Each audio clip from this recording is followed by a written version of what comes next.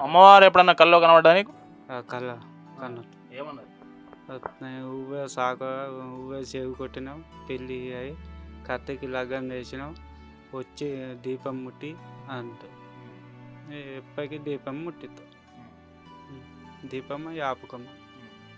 రోజు ఆకు పుణ్యం హ్మ్. కోకులు ఏ అంటే అయి.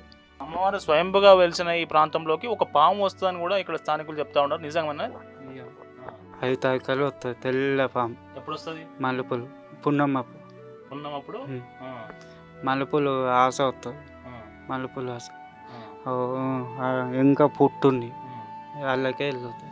5 తారీఖులు వచ్చి కప్పుకుతాయి ఇట్ట హ్మ్. పాము చుట్టుకు హ్మ్. అమ్మ తల్లికి.